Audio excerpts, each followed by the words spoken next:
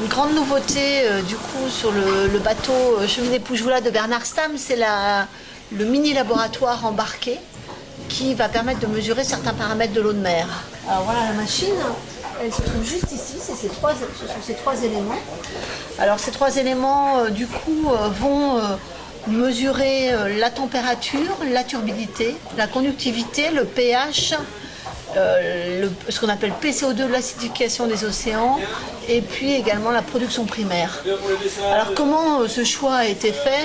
Il a été fait évidemment avec des scientifiques.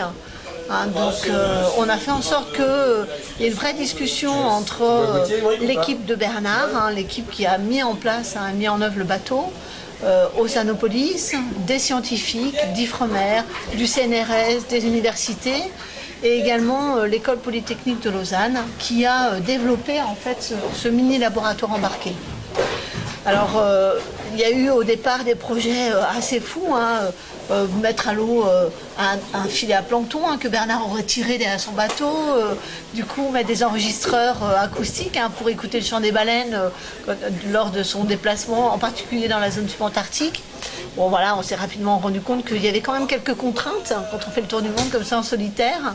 Il y a des contraintes de poids d'abord, ça c'est essentiel, des contraintes après d'automatisme. Il faut que cette petite machine puisse faire son travail toute seule. Pourquoi Bernard, voilà, quel est l'intérêt, pourquoi c'est intéressant qu'il mesure en fait ces paramètres-là dans les océans? C'est essentiel aujourd'hui d'avoir des mesures in situ.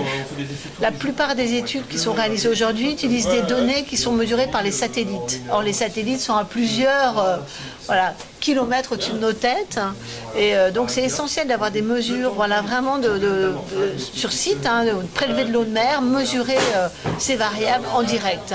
Donc on va penser très fort à Bernard pendant son tour du monde, et puis on lui souhaite le meilleur, que du vent, et puis d'arriver le premier.